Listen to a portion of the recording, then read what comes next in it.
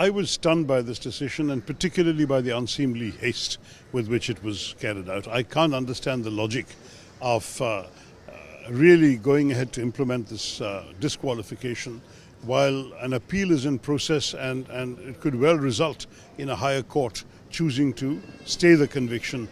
And in any case, there is a whole issue of whether the suspension of the sentence itself may be enough grounds to delay disqualification, because it is the 2-year sentence that attracts disqualification.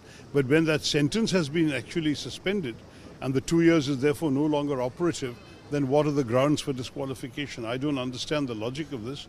I do believe that the lawyers will certainly be questioning this.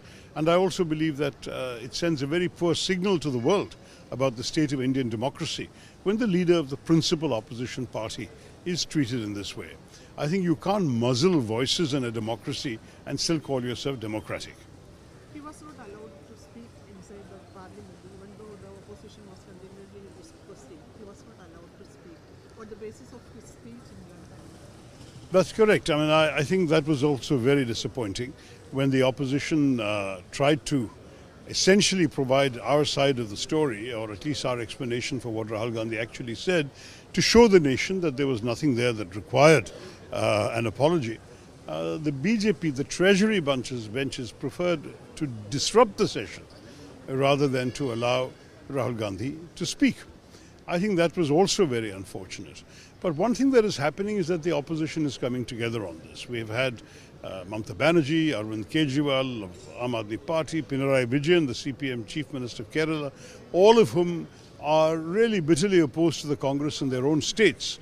They have come together and said, let's stand by Rahul Gandhi. I think that's a good sign, and I'm certainly hopeful that this message of opposition unity will turn out to be the one silver lining in today's cloud. Soon after the disqualification comes out, there are reports about this discussions going on conducting by-election in London.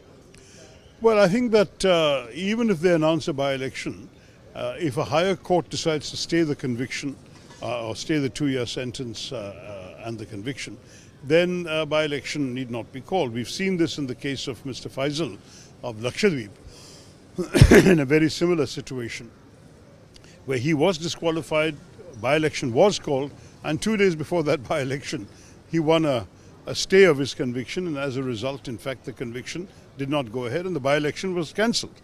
So we might see something like that. I certainly hope that the courts will see the merit of our arguments. Do you think it's a targeted after this success of the marathon? Well, look, I think the government, for whatever reason, is certainly going after opposition leaders. Mr. Gandhi is the principal target, but not the only one. Others have been. We've got 2 Delhi ministers who are in jail today, and we don't know who else might be next in the lens of this government. They've been very, very tough on the opposition. And I think that this kind of bare-knuckled politics, politics with the gloves off, as I tweeted, is not healthy for democracy, because our democracy should be civil to each other. There's always been a certain collegiality, even amongst political rivals.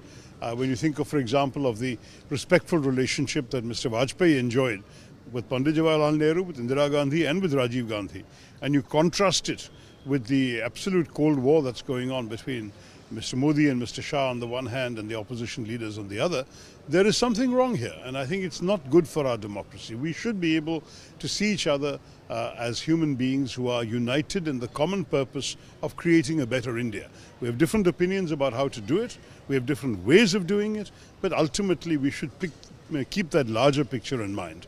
And I feel that this government has disappointed many of us in India by failing to keep the larger picture of our democracy in doing such petty actions as this episode involving Rahul Gandhi.